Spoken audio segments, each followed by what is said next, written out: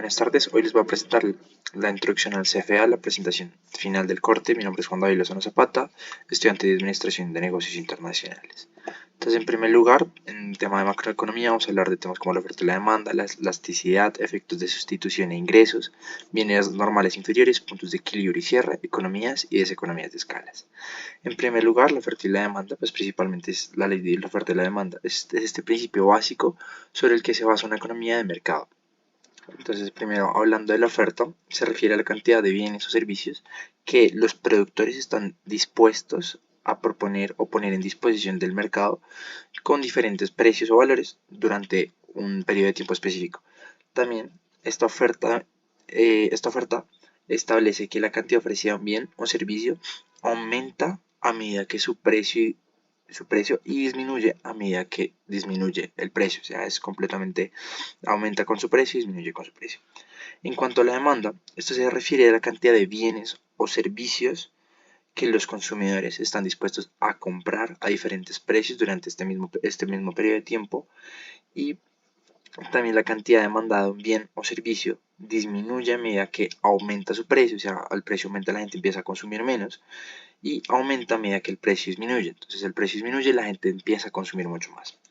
También tenemos un tema llamado el exceso de oferta, en donde el exceso de oferta es el precio al que está ofreciendo los productos es mayor al precio que se encuentra de equilibrio.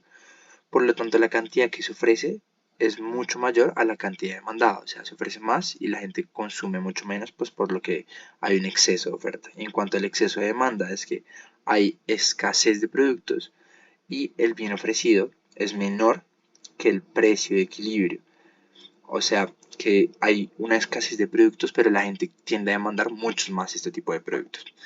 Ahora vamos a hablar del precio de elasticidad de la demanda, que en el precio de elasticidad de la demanda mide la sensibilidad de la cantidad demandada de un bien o servicio a cambios de su precio. La ecuación que tenemos es el porcentaje de cambio en la cantidad demandada sobre el porcentaje de cambio en el precio. Esto se clasifica en tres categorías, que es primero la demanda elástica.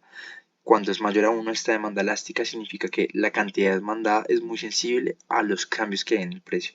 Si el precio aumenta de un porcentaje determinado, la cantidad pues, que se demanda va a disminuir en una proporción más grande. Mientras que si el precio llega a disminuir en una cantidad determinada, la cantidad demandada aumentará en una proporción mucho más grande.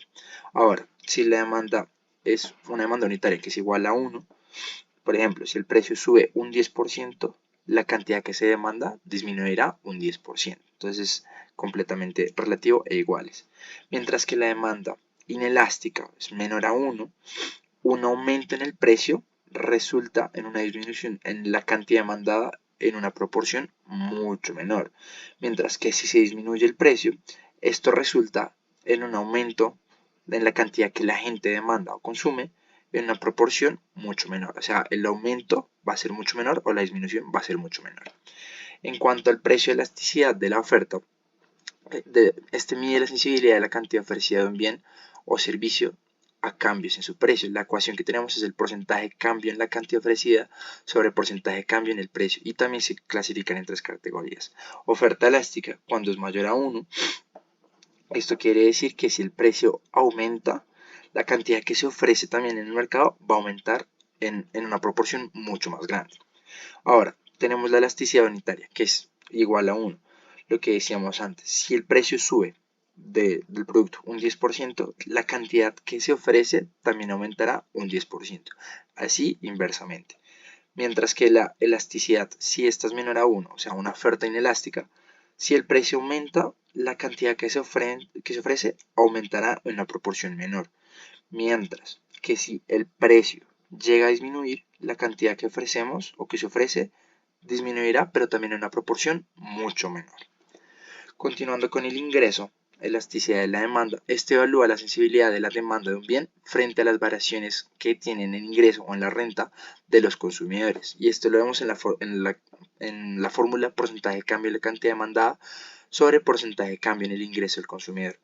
Este se divide en tres: bien normal, bien inferior y bien de lujo. En el bien normal, la cantidad demandada aumenta a medida que aumenta el ingreso del consumidor, y viceversa. Mientras que en un bien inferior, la cantidad que demanda disminuye a medida que aumenta el ingreso de la persona o la renta del consumidor del producto. El bien de lujo, esto quiere decir que la cantidad demandada aumenta más que proporcionalmente, mucho más en respuesta a un aumento en el ingreso. O sea, si yo quiero comprar un vehículo, entre más tenga, más vehículos puedo adquirir. Ahora vamos a hablar de la elasticidad cruzada.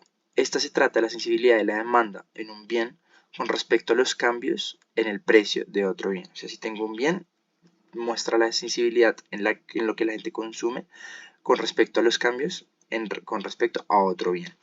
Tenemos el porcentaje que es porcentaje de cambio en la cantidad demandada sobre porcentaje de cambio en el ingreso del consumidor, y esto también lo dividimos en tres: bienes sustitutos, bienes complementarios y bienes independientes. En los bienes sustitutos, un aumento en el precio de un bien genera un aumento en la cantidad demandada del otro. Es decir, yo aumento mi producto, la gente comprará otro producto, o sea, la demanda del otro producto aumentará.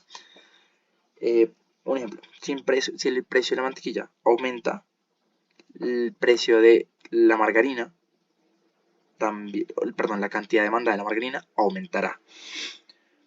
Ahora, en cuanto a los bienes complementarios, un aumento en el precio de un bien conlleva a una disminución en la cantidad demandada del otro. O sea, si una impresora aumenta su precio, la cantidad demandada de los cartuchos puede generar una disminución. Ahora, los bienes independientes son los cambios en el precio de un bien que no tienen un impacto significativo en la cantidad que se demanda del otro bien. Un ejemplo es que si tengo unas manzanas, una cantidad de manzanas, el precio de estas manzanas cambia, la cantidad que se demanda de carros no se va a ver tan afectada. O sea, son bienes completamente independientes. Ahora vamos a hablar de los efectos de sustitución e ingresos. Entonces, estos conceptos se relacionan principalmente con la elasticidad de la demanda y están basados en la idea de que los consumidores buscan maximizar su utilidad, sus ganancias o su satisfacción, dada su cantidad o su restricción presupuestaria, o sea, el dinero que tienen en mano. Iniciando con la sustitución, esto cambia la cantidad demandada de un bien en respuesta a un cambio relativo en el precio de otro bien. Si el precio de un bien disminuye, este se vuelve más atractivo en comparación con otros bienes que son mucho más caros, lo que genera que este aumente la demanda y el precio del bien el cual el precio ha disminuido. Mientras que en el ingreso, este cambia la cantidad demandada de un bien en respuesta al cambio del ingreso del consumidor. O sea, la demanda que yo tenga un producto depende de la capacidad monetaria que yo tenga. Y lo otro, si el ingreso del consumidor aumenta, puedo permitirme comprar o generar mayor demanda de los productos. Ahora, hablando de los bienes normales e inferiores, los bienes normales son aquellos bienes para los cuales la cantidad que se demanda aumenta cuando el ingreso del consumidor aumenta y disminuye cuando el ingreso del consumidor disminuye. Entonces, a medida que yo reciba más dinero, mayores bienes demando, y si disminuye, menores bienes demando. Por ejemplo, si una persona compra un corte de carne, cuando su ingreso aumenta, se considera que los filetes o el corte de carne es un bien normal para esta persona. Ahora, los bienes inferiores son aquellos bienes los cuales la cantidad que se demanda o que se solicita disminuye cuando el ingreso del consumidor aumenta, y aumenta su demanda cuando el ingreso disminuye. Algunos ejemplos, o un ejemplo puede ser los bienes de bajo costo que se consideran inferiores, como cuando uno compra arroz de marca premium, menos arroz de marca premium y más arroz genérico, cuando los ingresos disminuyen, y el arroz genérico se considera como un bien inferior. Ahora vamos a hablar de la función de producción. Este es un concepto fundamental en la economía, el cual describe la relación que hay entre los factores de producción, como son el capital y el trabajo, y también la cantidad de producción de los bienes y servicios que hay en una empresa o se generan en la economía en general. Tenemos la ecuación que Y es igual a la cantidad que se produce. A es este parámetro que nos define la productividad que hay de los factores capital y trabajo.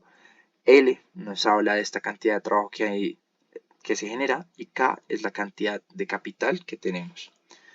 Ahora vamos a hablar de otro tema importante, que son los puntos de equilibrio y cierre. El punto de equilibrio habla del punto en el cual la cantidad demandada de un bien o servicio es igual a la cantidad ofrecida en el mercado. Se genera un equilibrio tanto de demanda como de oferta de un bien en el mercado.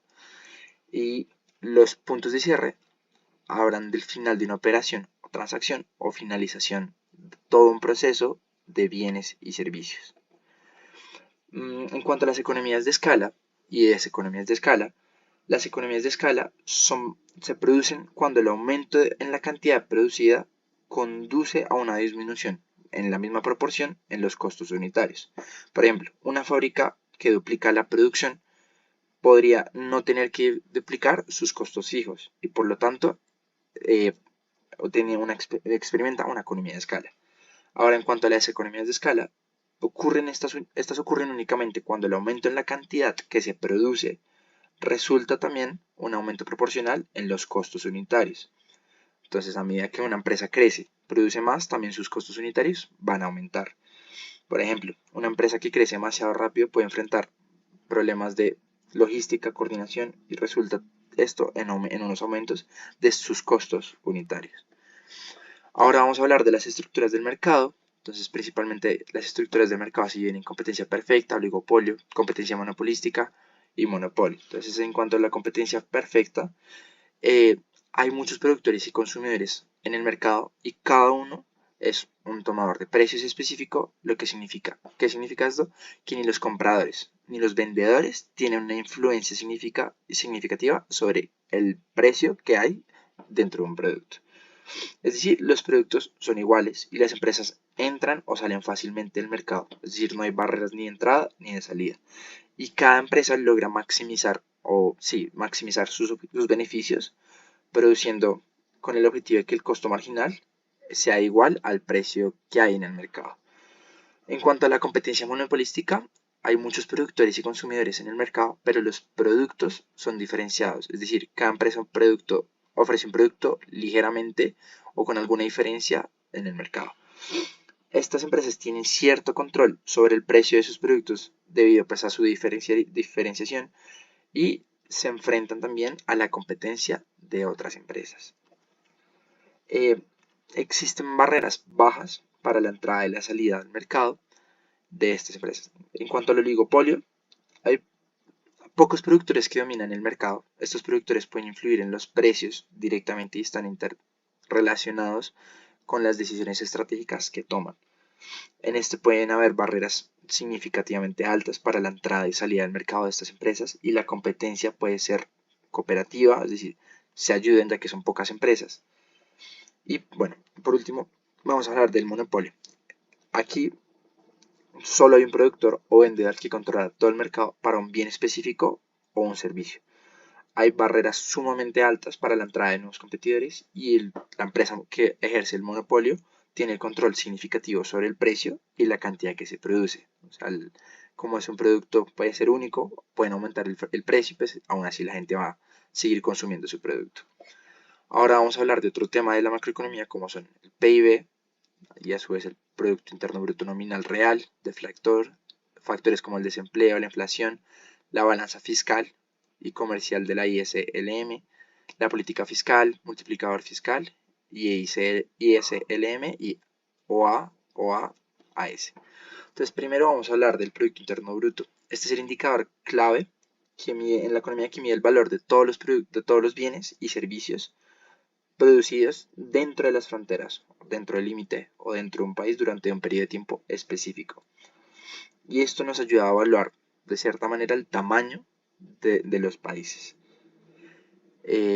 Como pueden ver, la ecuación es Y igual a C más I más G, esto más las importaciones menos las exportaciones menos las importaciones. Y bueno, ahora de acuerdo al deflactor, el deflactor del Producto Interno Bruto es un índice que nos mide el cambio en el nivel de los precios de todos los bienes y servicios producidos en un país. O sea, mide cuánto ha cambiado o ha variado el precio de sus productos y bienes y servicios dentro de un país.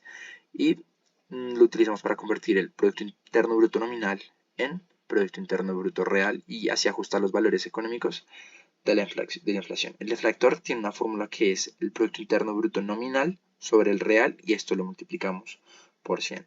Ahora, en cuanto al Producto Interno Bruto nominal y real, el nominal es el valor total de la producción de los bienes y servicios de un país a precios corrientes, es decir, a los precios actuales del año que está corriendo, y el Producto Interno Bruto real es el valor total de la producción de bienes y servicios ajustados con los niveles de los precios que tenemos.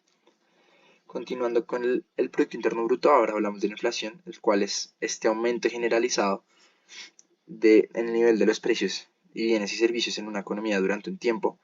Es decir, la inflación se produce por un aumento, puede ser producido principalmente por un aumento en la demanda o consumo de las personas, lo que genera que los productos suban, aumenten y genere la inflación. Esto es un ejemplo, hay otros también factores que influyen en el ámbito de la inflación. En cuanto al desempleo, este se refiere a la condición en que las personas están dispuestas o capacitadas para trabajar o encontrar empleo y esta tasa de desempleo se expresa como un porcentaje de la fuerza laboral activa, es decir, personas económicamente activas pero que no están ejerciendo ningún cargo en este momento.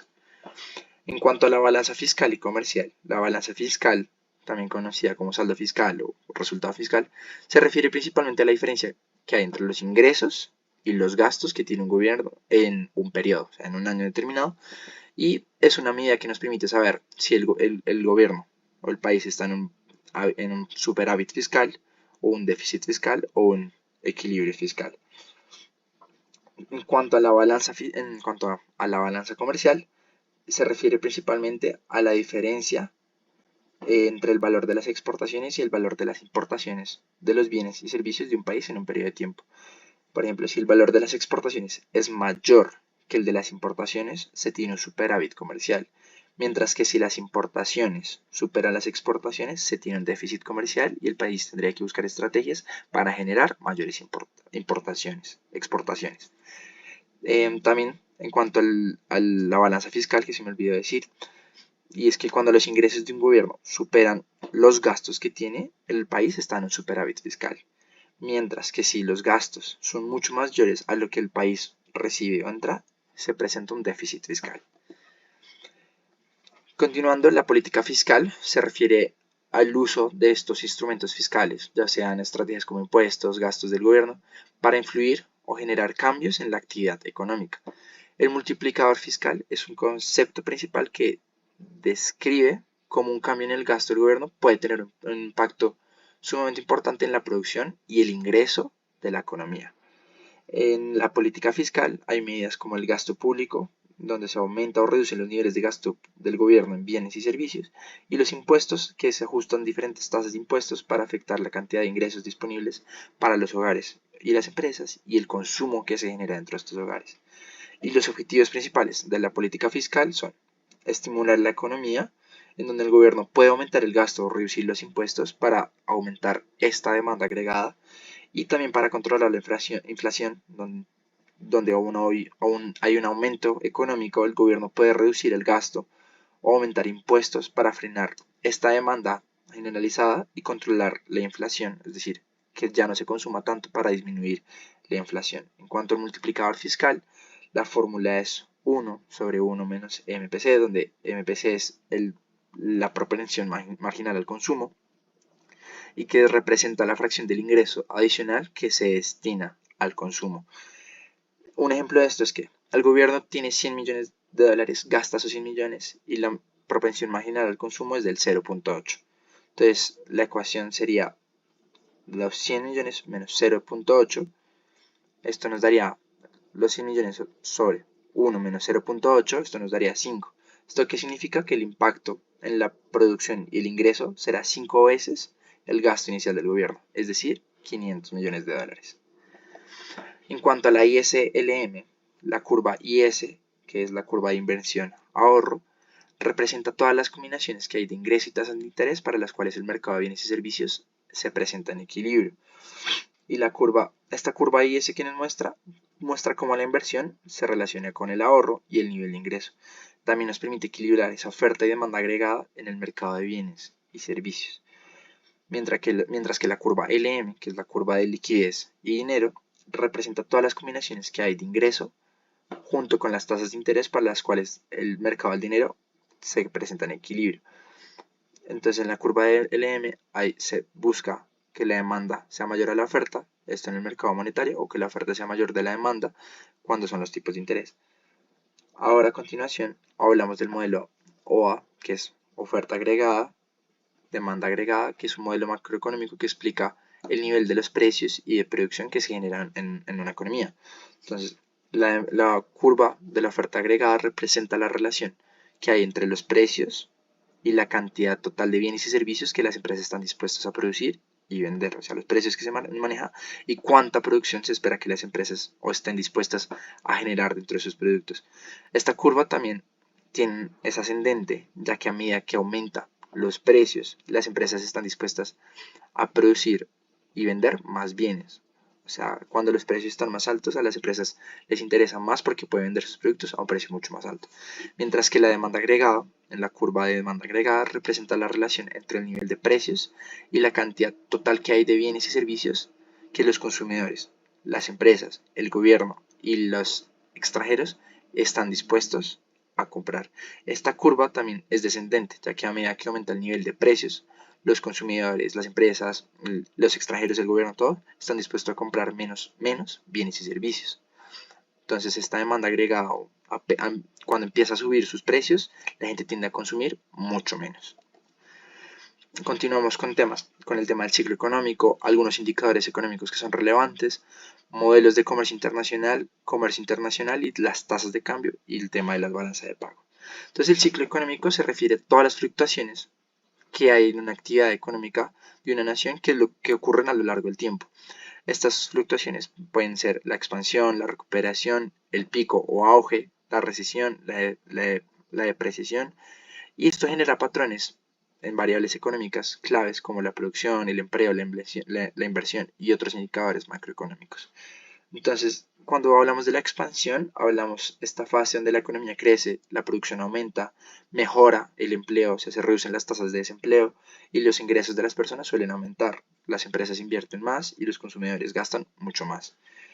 Cuando ya este ciclo económico se encuentra en el pico, auge o cima, es el punto más alto de la expansión económica dentro de una economía. Es el momento en que la economía alcanza su nivel mucho más alto de actividad y la demanda comienza a superar a esa oferta que hay en el mercado, lo que puede llevar a presiones de inflación o aumento en el tema de inflación. La recesión o contracción es la fase donde la economía se contrae, la producción empieza a disminuir, las tasas de desempleo empiezan a aumentar, los ingresos empiezan a disminuir y las inversiones, el gasto del consumidor tienden también a disminuir. Y ya la depreciación o el valle es el fondo donde se encuentra la contracción más amplia de la economía. La economía alcanza su nivel más bajo de actividad, donde toda la producción disminuye, las tasas de desempleo aumentan a niveles mucho más altos, pero también empiezan a verse signos de recuperación ya que se aplican estrategias y sigue el nuevo ciclo económico. En cuanto a los indicadores económicos, tenemos el Producto Interno Bruto, que es el valor, como dije anteriormente, de todos los bienes y servicios que se producen dentro de un país en un periodo específico, el crecimiento o la tasa de crecimiento del Producto Interno Bruto, que indica este cambio porcentual en el Producto Interno Bruto en comparación con el periodo anterior, o sea, cuánto aumenta el Producto Interno Bruto con respecto al año inmediatamente anterior. Las tasas de desempleo, el cual mide cuál es la cantidad de la fuerza laboral activa que se encuentra sin ningún cargo, es decir, desempleada y busca empleo. Los índices al precio al consumidor, que mide la variación en los precios de la canasta de bienes y servicios. La balanza comercial, o bueno, en este caso, sí, la balanza comercial, que muestra la diferencia entre el valor de las exportaciones y el valor de las importaciones de los bienes y servicios. La tasa de cambio, que nos indica cuál es el valor de nuestra moneda con respecto a la otra moneda, por cuántos pesos colombianos puedo cambiar un dólar o por cuántos dólares puedo cambiar un peso colombiano. También el índice de confianza es supremamente valioso, ya que mide la percepción que tienen y las expectativas y la confianza que tienen los consumidores sobre la economía, y también esto afecta de manera directa las inversiones que se realicen dentro de la economía. Y por último, la deuda pública, la cual representa la deuda que ha acumulado el gobierno y la cual es un indicador que nos muestra la salud financiera que hay dentro de nuestro gobierno.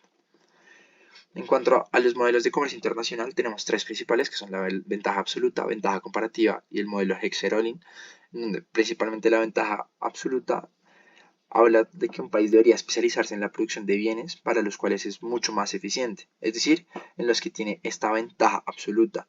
La ventaja absoluta que se refiere a la capacidad de un país para producir un bien específico utilizando menos cantidad de recursos que otro país. Por ejemplo, Portugal puede tener una ventaja absoluta en la producción de vino, ya que requiere menos cantidad de recursos que países como Holanda para la producción de este vino. La ventaja comparativa es donde un país puede beneficiarse del comercio, incluso si tiende a ser menos eficiente en la producción de todos los bienes en comparación con otro país. ¿Esto qué quiere decir? Bueno, la capacidad que tiene de producir un bien con un costo de producción más bajo en comparación con otro bien. O sea, puede producir quesos de manera mucho más fácil, ya que tiene un costo de oportunidad más bajo en comparación, digamos, que lo produzca Francia el queso en comparación a otro país como España. El modelo Hexeron, donde los países se deben especializar en la producción de bienes que utilizan intensamente los factores de producción que tienen abundancia. Por ejemplo, yo debería enfocarme en producir un producto.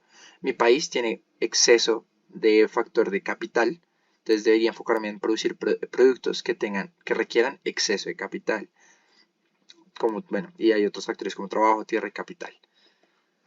En cuanto al comercio internacional y la tasa de cambio, bueno, el comercio internacional tenemos que entender que se refiere al intercambio de bienes, servicios y capitales entre los países. ¿Y qué instrumentos tenemos? Bueno, tenemos las tarifas, los subsidios, cuotas, restricciones a capital y estrategias como el proteccionismo. ¿Qué quiere decir esto? Porque ponemos estrategias que nos protegen nuestros trabajos, nuestras industrias, bloques de comercio específico que evitan entren otros tipos de bienes a nuestro comercio para que no afecten la industria local. Nos protegemos del dumping, es decir, que buscamos protegernos de que se vendan productos a un precio más bajo de lo que se vende en el mercado. Subsidiamos industrias específicas cuando estas se encuentran en como déficit de su producción. Disminuimos el bienestar, generamos bloques comerciales y se reduce el excedente del consumidor generando productos más baratos y más eficientes. Ahora, en cuanto al tema de la trinidad imposible, tenemos el tipo de cambio fijo, es decir, mantener un tipo de cambio fijo o estable con respecto a las monedas de otros países. El libre movimiento de capitales, permitir la libre movilidad de capitales internacionales, es decir, que inversores puedan comprar y vender activos financieros sin ningún problema. Y la política monetaria autónoma o independiente habla de cómo un país puede ajustar su oferta monetaria y las tasas de interés que ofrece según las necesidades internas del país. Y bueno, en cuanto a la tasa de cambio, esta refleja la cantidad de una moneda que se necesita para comprar una unidad de otra moneda. Estas tasas de cambio son determinadas por el mercado de divisas y pueden fluctuar debido a una variedad de factores, inflación, eh, inversión extranjera, son varios factores lo que afectan. Un ejemplo es cuánto a nosotros nos sale comprar un dólar, que en este caso sería 4.000 pesos en promedio por un dólar. Esa sería la tasa de cambio. En cuanto a la balanza de pagos, hablamos de la cuenta corriente, en donde habla de los bienes y servicios principales y se refiere a las exportaciones, las importaciones menos las exportaciones, los dividendos dentro del país, los intereses y estas remesas. También eh, la cuenta de capital, esta registra las transferencias de capital que se realizan y se puede hacer inversiones, transacciones de activos no financieros, como la venta de activos no producidos, terrenos o derechos de concesión, como patentes, copyright, y transferencias de activos financieros y no financieros, como marcas comerciales. Por último, tenemos la cuenta financiera, que es principalmente los flujos de inversión, que es principalmente las inversiones de largo plazo de empresas extranjeras, inversión de empresas extranjeras, Y inversiones de cartera, inversiones en acciones, en bonos extranjeros o cambios en las reservas oficiales que tenemos de las divisas. La fórmula es balance de pagos, que es la cuenta corriente, más la cuenta capital, más la cuenta financiera. Ahora vamos a hablar de los métodos cuantitativos, principalmente del valor del dinero en el tiempo, donde este concepto del valor del tiempo se refiere principalmente a la idea de que un monto de dinero hoy no tiene el mismo valor que la misma cantidad del dinero en el futuro. Puede ser por diferentes ámbitos, puede ser inflación o otros recursos, otras ideas.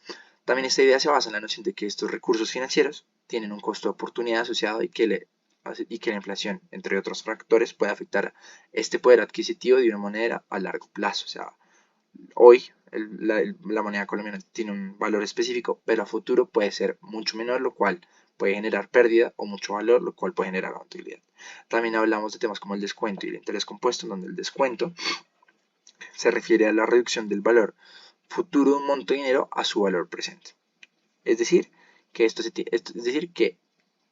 la tasa de interés o tasa de descuento que representa el costo de oportunidad de no tener acceso a ese dinero hoy en día. Y la fórmula es el valor presente del dinero lo hacemos con el valor futuro, lo que se tendría en el futuro, sobre 1 menos esta tasa de descuento sobre el número de periodos. En cuanto al interés compuesto, tenemos principalmente que este interés compuesto se refiere al interés que se acumula sobre el capital original y sobre los intereses anteriores en cada periodo. Es decir, que tengo el capital original y el interés compuesto es que va aumentando el dinero gracias a estos intereses en cada periodo.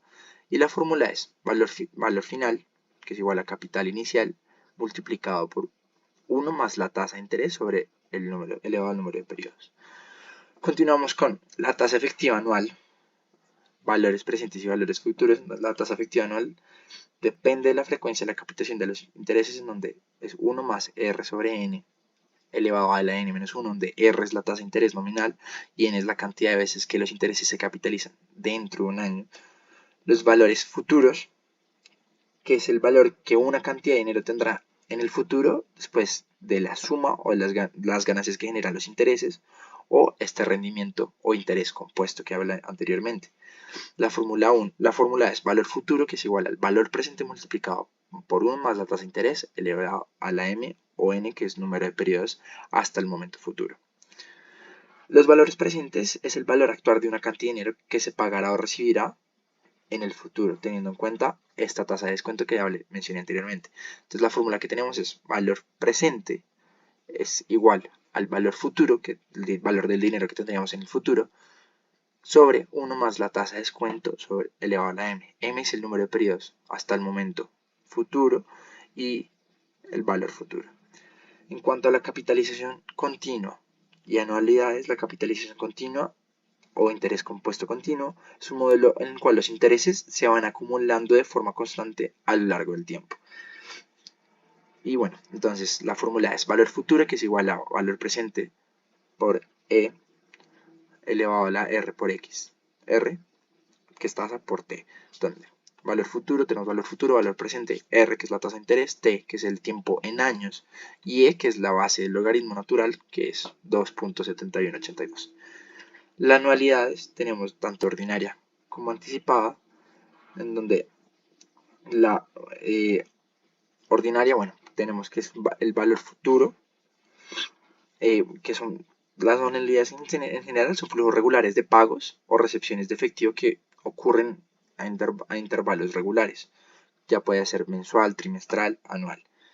La fórmula, la ordinaria, tenemos el valor futuro del dinero, donde P, que es el pago periódico que se hace, lo multiplicamos 1 más la tasa de interés periódica elevado al número total de periodos menos 1 menos la tasa de interés por periodo. Y en la anualidad anticipada es lo mismo, solo que lo multiplicamos por 1 más la tasa de interés por periodo al final de la fórmula. Ahora vamos a hablar de valor presente neto y la tasa interna de retorno, en donde el valor presente neto es una medida financiera que compara el valor presente de estos flujos o este intercambio de dinero o de efectivo en un proyecto con la inversión inicial.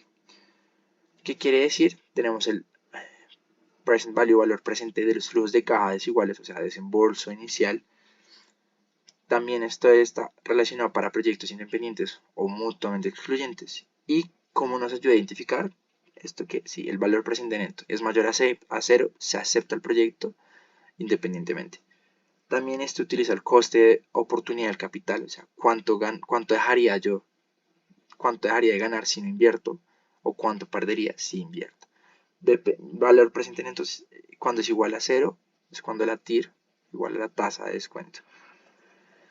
La tasa interna de retorno es esta tasa de descuento que hace el valor presente neto sea igual a 0. En otras palabras, es la tasa de rendimiento de los flujos de efectivo que tenemos. A futuro el proyecto tiene un valor presente igual a la inversión inicial. Son un único tipo de descuento para los flujos de tesorería, para proyectos independientes. Si la TIR es mayor a la tasa de descuento, se acepta el proyecto independiente. Utiliza un coste de oportunidad del capital y es diferente a las tasas de mercado. ¿Cuál es la diferencia entre el valor presente neto y el valor de la TIR? Bueno, se prioriza el valor presente neto sobre la TIR, así es más importante tener en cuenta el valor presente neto que la TIR. Hay unos fallos que tiene la TIR, los cuales que la tasa de reinversión de los flujos es la TIR, lo cual no es cierto. Se pueden duplicar los flujos de caja y obtener la misma TIR y el tiempo llega a ser relevante y el valor presente neto cuida el tamaño y reinvierte el costo de utilidad, de oportunidad. Ahora vamos a hablar de conceptos estadísticos, principalmente. Entonces hablamos de la tendencia central, en donde hablamos de la media, mediana, moda, dispersión, rango, desviación estándar, varianza, frecuencia y percentiles y cuartiles. También hablamos de la estadística inferencial, que es el muestreo en intervalos de confianza, pruebas de hipótesis, regresión y correlación, análisis de varianza. Entonces primero vamos a hablar de la escala y frecuencia. Entonces la escala se refiere principalmente a la naturaleza o tipos de datos que estamos viendo, observando. Algunos de los tipos de escala más comunes son la escala nominal, que son datos que se organizan, puede ser por categorías o clases, un ejemplo son los colores. Luego seguimos con la escala ordinal, que son estos datos tienen un orden, pero las diferencias entre las categorías no son sumamente significativas. Un ejemplo son la clasificación de producto como bajo, medio o alto. Las escalas de intervalos, que son estos datos tienen un orden y las diferencias son sumamente importantes, son significativas. Un ejemplo es la temperatura. La temperatura en grados Celsius es diferente. En cuanto a las escalas de razón, es similar a la escala de intervalo, pero con un punto cero absoluto. Es decir, pueden ser los ingresos, la altura, el peso, y se pueden realizar operaciones de razón como la multiplicación y la división. En cuanto a la frecuencia, esto se refiere al número de veces que se repite o ocurre un determinado valor o rango dentro de un conjunto de datos o números. Empezamos con la frecuencia absoluta, que es el número total de veces que ocurre un valor o que se repite un valor dentro de un conjunto de datos. La frecuencia relativa es la proporción de veces que ocurre un valor en relación con el número total de observaciones. La frecuencia acumulativa, esta es la suma acumulativa de la frecuencia absoluta o relativa y relativa hasta un determinado valor específico. Y el histograma, este es un gráfico de barras que nos muestra la distribución de estas frecuencias de un conjunto de datos. Ahora vamos a hablar de las medidas de tendencia central como la moda, la mediana y la media. La moda es el valor o valores que ocurren con mayor frecuencia dentro de un conjunto de datos. Puede existir una moda única o más de una moda multimodal. En cuanto a la mediana, este es el punto medio que ocupa la posición central dentro del conjunto de datos. Y para calcular esta mediana se ordenan los datos de menor a mayor y encuentras el valor que se encuentra en la posición central. La media es el promedio aritmético de este conjunto de datos, o sea, se calcula sumando todos los valores y dividiendo el resultado por el número total de valores. O sea, sumas 1, 2, 3, 4, 5 y esto lo divides por la cantidad de 1, 2, 3, o sea, 5 veces. Y esto te da la media. En cuanto a las medidas de dispersión, tenemos tres principales, que es el rango, la varianza y la desviación estándar. El rango es la diferencia entre el valor más alto y el valor más bajo que se encuentra dentro de este conjunto de datos. Esta es una medida simple de dispersión que se calcula restando el valor mínimo del valor máximo y ahí nos da el rango. La varianza, esto mide cuánto cambian o varían o difieren los valores únicos de la media dentro de este conjunto de datos. Se calcula como la media de los cuadrados de las diferencias entre cada valor y la media. La desviación estándar es simplemente la raíz cuadrada de la varianza, y esta es una medida de dispersión que se mide en la misma unidad que los datos originales y nos permite entender cuál es la variación que genera dentro de este conjunto de datos.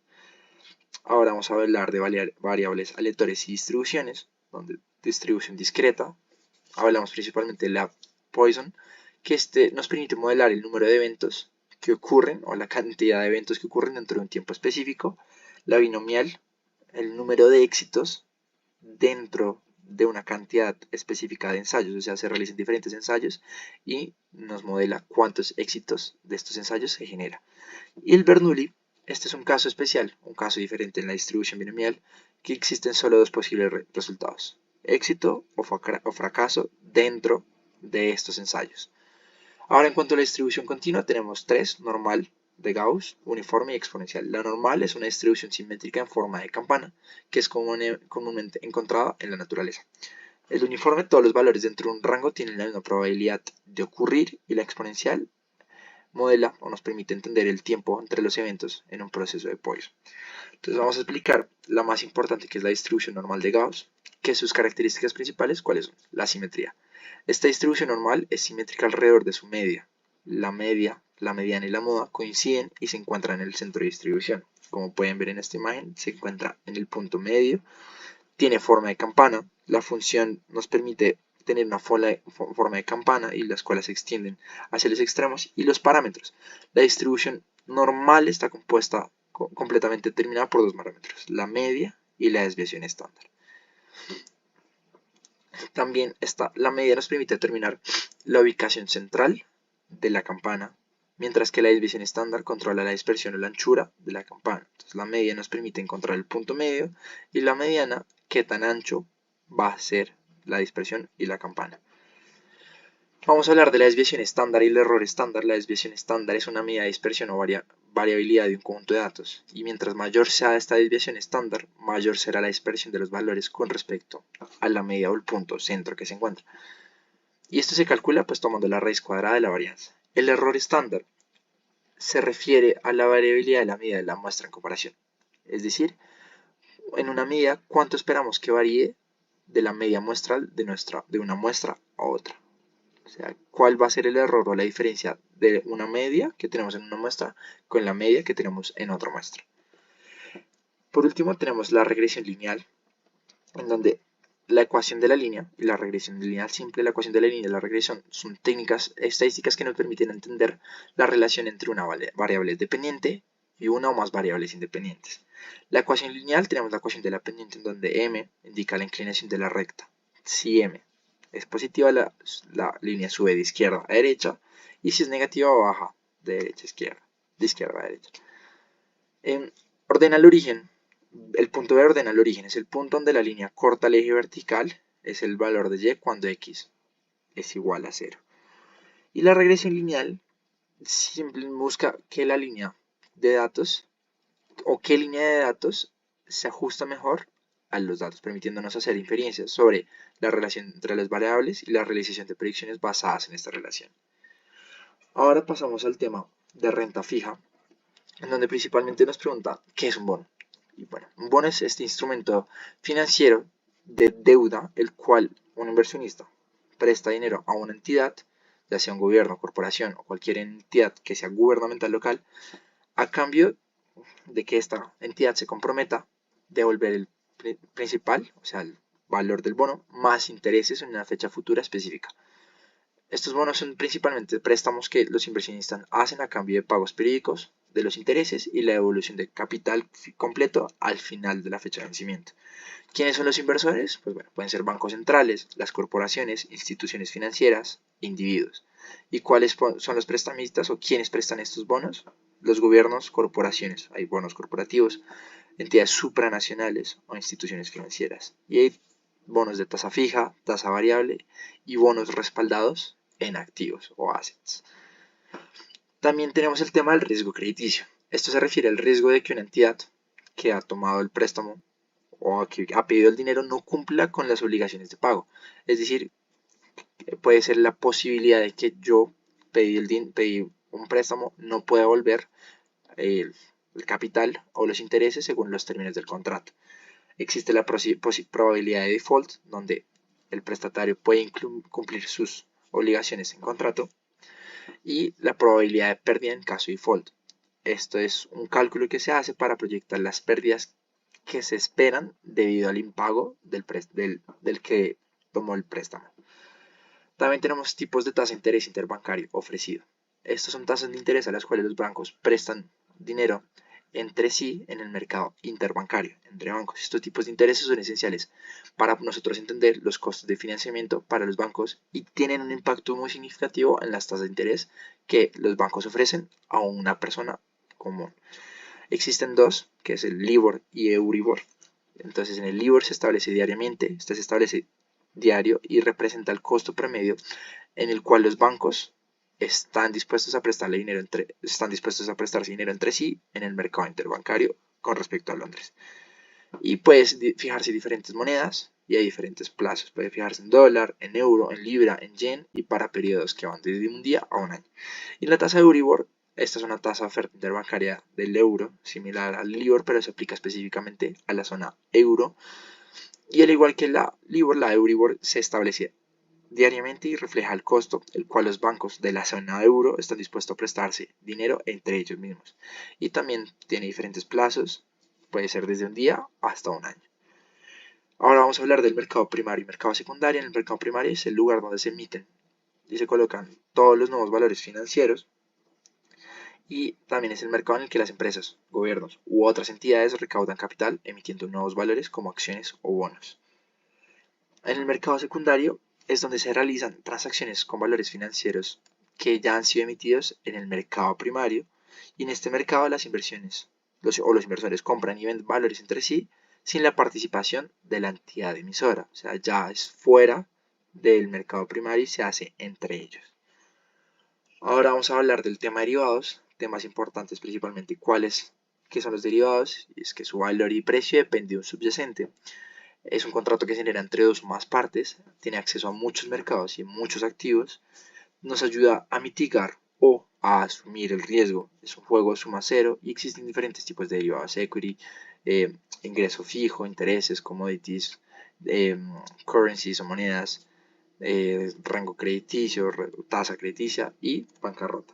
Los objetivos principales son hedge o especular, los cuales hablaremos a continuación, reducen o ayudan a reducir la incertidumbre, tienen precios preferenciales y tienen condiciones conocidas como comprador largo, hace el pago por adelantado, y vendedor corto recibe por adelantado, o son call o put. Tipos de mercado, estos son derivados negociados en bolsa. Estos derivados incluyen contratos de futuros y opciones estandarizados que se negocian en el mercado regulares como over the counter. Entonces empezamos con hedging, que es una estrategia para poder proteger una inversión de un cambio en el precio futuro. El objetivo principal es reducir el riesgo y proteger la inversión de un cambio en el movimiento del precio que pueda ocurrir en el futuro. ¿Y cuál es la ganancia? ¿Cuál es el objetivo principal de esto? Tiene un potencial claramente de ganancia cero o un mínimo, pero se busca reducir el riesgo. La especulación es una estrategia para generar muchas más ganancias realizando el intercambio de un activo de alto riesgo. Este objetivo principal es generar una utilidad mucho mayor, y las funciones es usar el movimiento del precio que tiene este derivado para generar ganancias, y puede ser potencialmente ganador o puede generar también una pérdida supremamente importante. Los forwards son acuerdos personalizados que se realizan entre dos partes para comprar o vender un activo subyacente en una fecha futura específica a un precio acordado en el presente. Los futuros, estos son contratos de futuros que son acuerdos estandarizados entre dos partes para comprar o vender un activo subyacente en una fecha futura específica a un precio que se acuerda en el presente. Es decir, yo voy a vender una máquina en el futuro, o bueno, va a vender un activo, pero el precio lo pongo al día de hoy para evitar cualquier cambio que pueda generar o volatilidad que pueda generar el precio. Ahora vamos a hablar de los derivados de crédito, que son instrumentos financieros cuyo valor depende o deriva de los cambios en la calidad crediticia de un emisor o de un evento crediticio específico, como el impago de un bono. Es decir, el valor puede cambiar de acuerdo al impago que se pueda haber generado del bono o a los cambios en esta calidad crediticia que tiene una entidad, un gobierno, una persona. Los swaps es un contrato que se realiza entre dos partes para intercambiar flujos o ingresos de efectivo u otros activos durante un periodo de tiempo acordado. Los swaps son utilizados para gestionar riesgos, es decir, para reducir riesgos o aumentar riesgos, modificar perfiles de riesgo y especular sobre movimientos en el mercado financiero, adelantarse a cambios que puedan haber dentro del mercado financiero. Vamos a hablar ahora de los tipos de opciones. Entonces iniciamos con las opciones, tanto las compra call como las de venta put, son instrumentos que nos otorgan a los inversores el derecho, más no la obligación de comprar o vender un activo subyacente a un precio determinado en una fecha específica. Entonces la call larga es al comprar una call, el inversor adquiere el derecho, más no la obligación de comprar el activo subyacente al precio de ejercicio en o antes de la fecha de vencimiento. ¿Qué es? Es un inversor toma una posición de call largo cuando compra un contrato con opción de compra. El objetivo de esto es que las personas que tomen las posiciones de call largo suelen hacerlo con la expectativa, con el objetivo de que el precio de su activo subyacente aumente y así poder beneficiarse de esa apreciación sin tener que comprar el activo subyacente directamente. ¿Cuál es el riesgo que ejerce realizar esta operación? El riesgo está limitado al costo de la prima pagada por la opción. Es decir, si el precio del activo subyacente no alcanza a superar el precio del ejercicio antes de la fecha de vencimiento, el inversor puede perder esta prima pagada. O sea, no llega a aumentar, no gana la diferencia. Ahora vamos a hablar de la call corta, que es un inversor toma esta posición de call corto cuando vende un contrato de opción de compra. Esto es decir, la obligación es al vender un call, el inversor asume la obligación de vender el activo subyacente al precio del ejercicio o strike price si el comprador de la opción decide o toma la decisión de ejercer su derecho antes de la fecha de vencimiento. ¿Cuál es el riesgo que se obtiene en este ejercicio? El riesgo potencial es supremamente alto, ya que el precio del activo subyacente puede aumentar indefinidamente y las pérdidas pueden ser mucho más significativas si el mercado se mueve en contra de su posición. Ahora, en cuanto a la put larga, un inversor toma una posición de put largo cuando compra un contrato de opción de venta. ¿Cuál es su derecho más no obligación? Que al comprar esta put, el inversor adquiere el derecho más no la obligación de vender este activo subyacente al precio de ejercicio en la fecha o antes de la fecha de vencimiento. Y el objetivo de esto es que las personas que tomen posiciones de put largo suelen hacerlo con la expectativa o con el objetivo de que el precio del activo subyacente disminuya. Las personas buscan beneficiarse de esa disminución sin tener que vender el activo subyacente directamente. El riesgo está limitado directamente al costo de la prima que se paga por esta opción y si el precio del activo no cae por debajo del precio del ejercicio antes de la fecha de vencimiento, el inversor pues claramente pierde la prima pagada. La put corta es el inversor toma la posición de vender o toma esta posición de put corta cuando decide vender un contrato de opción de venta. La obligación es que al vender el put, el inversor asume toda la obligación de comprar el activo subyacente al precio del ejercicio, precio que ya se mantiene, si el comprador de la opción decide ejercer su derecho antes de la fecha. O sea, asume toda la obligación de comprar si el comprador de la opción decide ejercer el derecho antes de la fecha de vencimiento.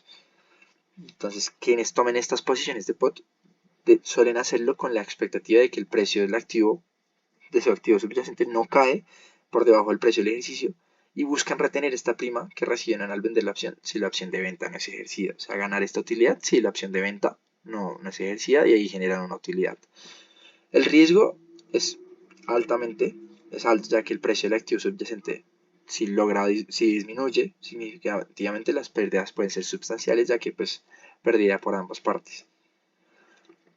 Ahora, vamos a hablar del covered call y el market put. El covered call es el objetivo principal pues, de esta estrategia, es generar ingresos adicionales a través de la venta de opciones de compra, aprovechando esta prima opción.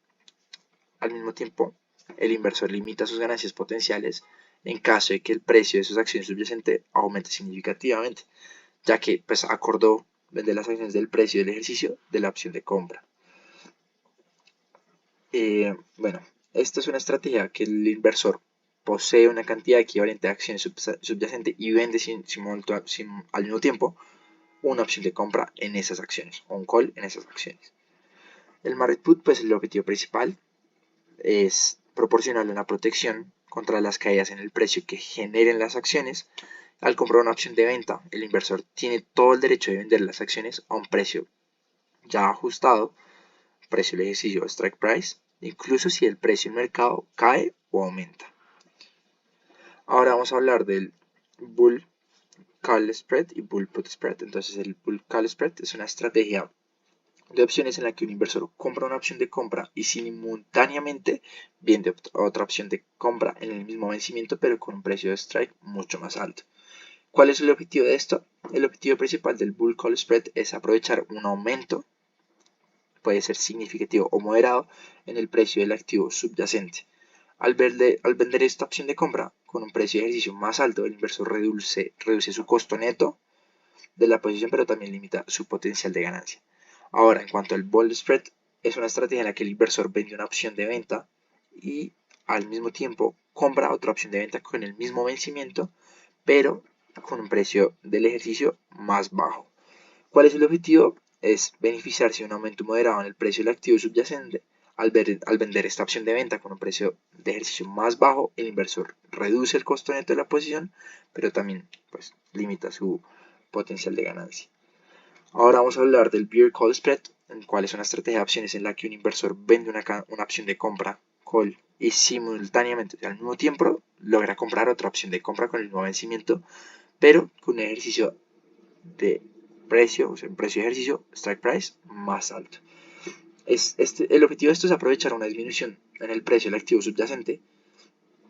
Al vender una opción de compra con un precio de ejercicio más bajo, el inversor que logra reducir ese costo neto de la posición y pues tener el potencial de ganancia. Ahora en el Bear Put Spread es una estrategia en la que el inversor compra una opción de venta, el put, y simultáneamente vende otra opción de venta con el mismo vencimiento pero con un precio de ejercicio más bajo.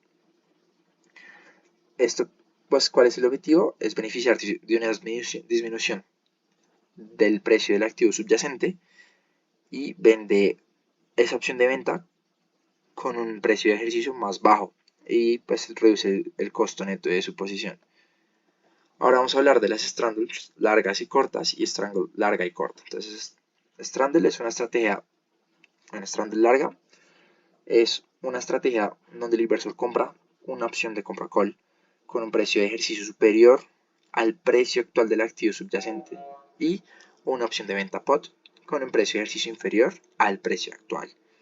¿Cuál es el objetivo de esto? Es decir, el objetivo principal del strangle largo es beneficiarse de la volatilidad que pueda ejercer el mercado y que afecte el activo subyacente, donde se busca aprovechar movimientos supremamente bruscos, por decirlo así, ya sea al alza o a la baja. Ahora, en cuanto a la straddle corta, es una estrategia que el inversor vende al mismo tiempo una opción de compra call y una opción de venta put con el mismo precio del ejercicio, es decir, strike price, y la misma fecha de vencimiento. ¿Cuál es el objetivo de esta? Beneficiarse de una falta de volatilidad significativa en el precio del activo subyacente.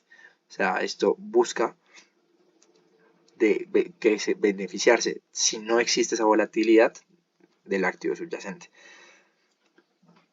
Y pues esto busca que sea estable el activo. Ahora la strangle larga es una estrategia donde un inversor compra simultáneamente una opción de compra call con un precio de ejercicio superior al precio actual del activo subyacente y una opción de venta con un precio de ejercicio inferior pues, al precio actual. El objetivo de esto principal es beneficiarse de la volatilidad significativa que pueda tener el precio del activo subyacente. Ahora, la strangle corta es donde el inversor vende simultáneamente, o sea, la strangle larga compra, vende una opción de compra call y con un precio de ejercicio que sea superior al precio actual del activo subyacente y diferente al straddle y con un precio de ejercicio inferior al precio actual en cuanto a la opción de venta put. El objetivo principal es beneficiarse de esta falta de volatilidad que existe en el mercado y pues que afecta al precio del activo subyacente y busca que este activo, o sea, permanezca relativamente estable. Es diferente a la straddle y es que busca que permanezca estable. En cuanto a la put call parity, es un principio fundamental en todo el mercado de opciones que establece esta relación que hay entre el precio de una opción de compra call y el precio de la opción de venta put del mismo activo, o sea, del mismo activo subyacente, la diferencia que hay entre el precio o la relación relativa que hay entre la opción de compra put y la call y put. Esto se puede expresar de la siguiente fórmula. C menos P es igual a S menos BPX. Entonces C es el precio de la opción de compra, esto se le resta el precio de la opción de venta, y esto va a ser igual al S, que es el precio actual del activo subyacente, menos BPX, que es el precio del ejercicio strike price, como para entender un poco cómo funciona el put call parity, la igualdad de la compra y la venta.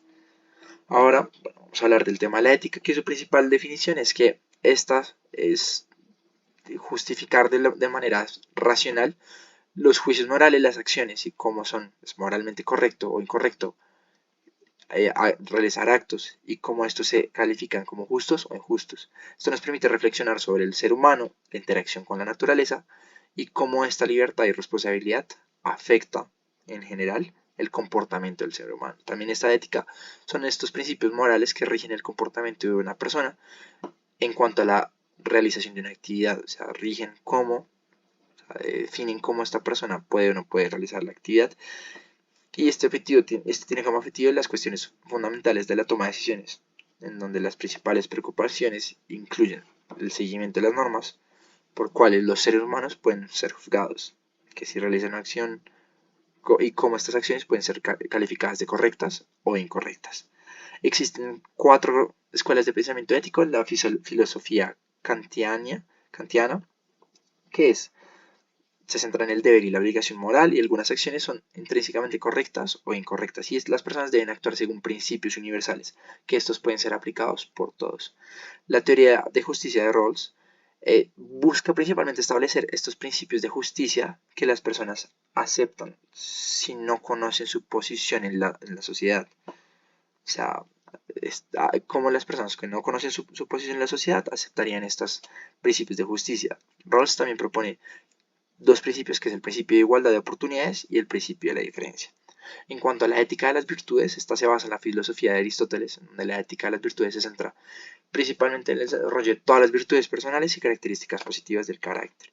En cuanto al utilitarismo, pues se relaciona con Jeremy y John Stuart, el cual sostiene que toda la moralidad de una acción representa basada principalmente en la maximización del bienestar general o de la felicidad. Es decir, toda acción se basa específicamente en buscar el bienestar general o la felicidad.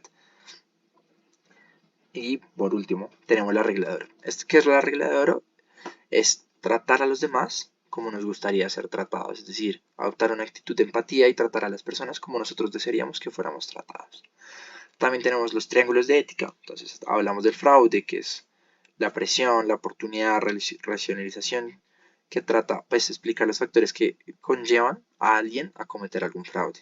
Por el otro lado tenemos el bien, que es el acto, la circunstancia, la motivación. El acto puede ser matar o mentir, cometer fraude, y la motivación puede ser agradar a las otras personas, obtener ventajas fiscales, ventajas en una empresa, y la circunstancia es cómo podemos corregir a alguien o corregir a alguien en público.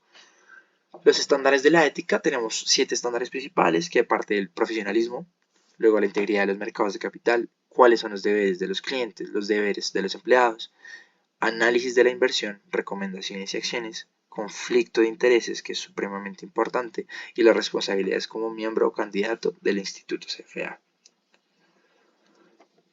Ahora vamos a hablar de la gestión de portafolio, los conceptos teóricos. Tenemos 6 tipos de activos, que son la composición estable, los directamente invertibles, homogéneos externamente, heterogéneos externamente.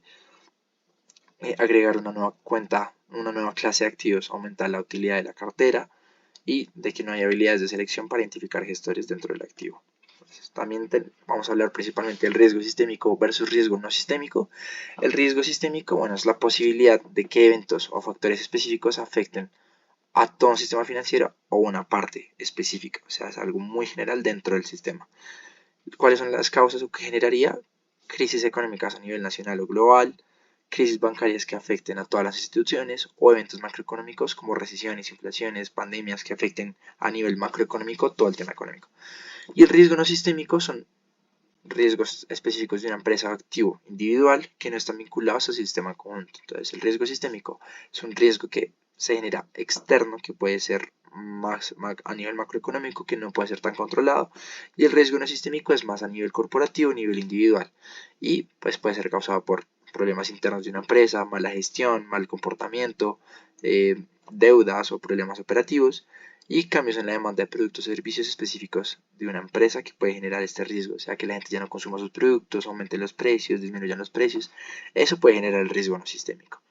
Ahora vamos a hablar de la optimización del portafolio media, donde hablamos de la teoría moderna de carteras. Esta teoría moderna de carteras que nos sugiere que todos los inversionistas o la mayoría de los inversionistas pueden construir carteras eficaces que logren maximizar el rendimiento o las utilidades esperadas para, pues, dependiendo del nivel dado de riesgo, o que minimicen el riesgo para un nivel dado de rendimiento. O sea, jugar con maximizar el rendimiento con un riesgo específico o minimizar el riesgo con un aumento específico del rendimiento. Hablamos de la frontera eficiente, el cual nos representa todas, absolutamente todas las combinaciones posibles de activos en una cartera que ofrecen el mayor rendimiento esperado. Cómo podemos jugar con las activos dentro de una cartera para generar un mayor rendimiento para un nivel específico de riesgo o el menor riesgo para un nivel de rendimiento específico. Es decir, un ETF, por decirlo así, jugar con esta cartera para ofrecer un mayor rendimiento, pero también teniendo en cuenta el riesgo específico. Ahora, el límite de frontera eficiente son los puntos de frontera eficiente donde se logra la combinación óptima de activos para generar un equilibrio determinado en riesgo y en rendimiento. En la optimización del portafolio hablamos del modelo Black-Litterman. Esta se habla principalmente de la incorporación de opiniones del inversor. ¿Qué quiere decir? Los inversores proporcionan sus opiniones siendo 100% subjetivas sobre los rendimientos esperados de los activos. Estas opiniones, ¿para qué sirven? Para ajustar las estimaciones iniciales de los rendimientos del modelo. O sea, nos dan opiniones de cómo pueden ser el desempeño de estos activos, y esto podemos utilizarlo para realizar estimaciones iniciales de cómo va a ser el comportamiento, pues, del portafolio. La construcción del portafolio mejorado, utilizamos las opiniones del inversor para mejorar el modelo Markowitz y ajustar la distribución de la inversión de cartera. Aquí se utilizan diferentes estrategias de distribución para mejorar esta estrategia de distribución de cómo podemos invertir en la cartera para generar mayor rendimiento de acuerdo a las opiniones de los expertos o de los inversores. Y la optimización ajustada es el proceso que tiene en cuenta las opiniones de los inversores, lo que puede influir en la asignación de los activos y la mejora de qué tipo de activo adaptamos o elegimos para el portafolio a las expectativas del mercado. También el significado CML o línea de mercado de capitales. La línea de mercado de capitales es un caso específico del CAL. Es decir, ¿qué significa esto? La línea que conforma la asignación que tenemos entre un activo libre de riesgo y una cartera riesgosa para un inversionista. O sea, es ese punto medio entre un activo libre de riesgo y una cartera supremamente riesgosa para nuestro inversionista. En el caso de la línea de mercado de capitales, la cartera riesgosa es la cartera de mercado, cuando un inversionista ha definido el mercado como el índice de su mercado de valores doméstico. El rendimiento esperado de este mercado se expresa como el rendimiento esperado del índice. Ahora vamos a hablar de la beta.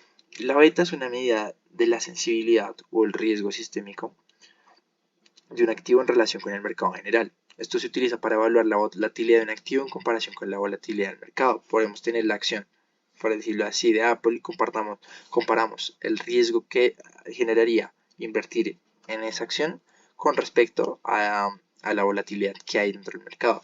Tenemos 4 tipos de betas, que es la beta que es igual a 1, entonces el activo se espera que tenga la misma volatilidad que el mercado en general. Y se encuentra que está en línea y puede ser una beta mayor a 1, pues el activo puede ser más volátil que el mercado. Es decir, que pues, puede generar mayores utilidades, pero hay mayor riesgo en cuanto a este activo. Una beta menor a 1, mayor a 0, menor a 1, el activo se espera que sea menos volátil que el mercado, es decir, tiende a moverse a una menor magnitud, o sea, tiende la beta menor a 1 a ser menos riesgosa que el mercado. O sea, la empresa puede ser una inversión más segura que invertir en una beta mayor a 1, pero con una menor rentabilidad. La beta igual a 0 es o negativo se interpreta como un activo que no tiene relación sistemática con el mercado. Una beta negativa sugiere que es una relación inversa con el mercado. Se espera que el activo se comporte en dirección opuesta al mercado. ¿Qué quiere decir esto? Que puede que el mercado de un específico esté cayendo y el activo de este producto esté aumentando, o que el mercado esté aumentando y este activo específico esté disminuyendo, lo cual puede generar factores negativos. Luego, por último, vamos a hablar de los fondos alternativos. Vamos a hablar de los ETFs, cuál es un fondo de inversión que cotiza en bolsa y sigue un índice subyacente. Esto que nos sirve un ETF nos proporciona a los inversores una canasta específica de activos como acciones, bonos, materias primas, de manera similar a un fondo mutuo, pero se negocia en bolsa como una acción. Un ETF tiende a ser muy seguro, por ejemplo el Vanguard o el QQQ, los cuales son ETFs que representan una suma de diferentes portafolios o diferentes activos que nos aseguran tener una rentabilidad de pronto no muy alta, pero en acciones que son supremamente seguras. Los hedge funds son fondos de inversión privados que buscan obtener rendimientos superiores, muy superiores a los que hay en el mercado, utilizando diferentes estrategias de inversión. Los hedge funds pueden emplear técnicas como el apalancamiento, las ventas de corto plazo o los derivados que les explicamos anteriormente. Ahora, los fondos mutuos son carteras de inversión gestionadas por profesionales que reúnen el dinero de muchos inversores para comprar una cartera diversificada de acciones, bonos u otros. O sea, estos fondos mutuos son personas encargadas de manejar el dinero de estas personas y invertirlos en las acciones que crean que son las más adecuadas para ellos. Por último, el capital privado o venture capital implica la inversión en empresas no cotizadas en bolsa y estos inversores adquieren participaciones en empresas con el objetivo de mejorar su rendimiento y después vender su inversión con una ganancia. Esto se ve mucho cuando hablamos del tema de emprendimientos, startups, que vienen los Capital Ventures y invierten en estas, ayudan a generar ese capital inicial, las empresas crecen, ellos reciben un rendimiento y luego venden su inversión con una ganancia específica. Y pues como dije, pues pueden ser para empresas emergentes o pequeñas con un alto potencial de crecimiento. Y bueno, eso sería todo. Muchísimas gracias.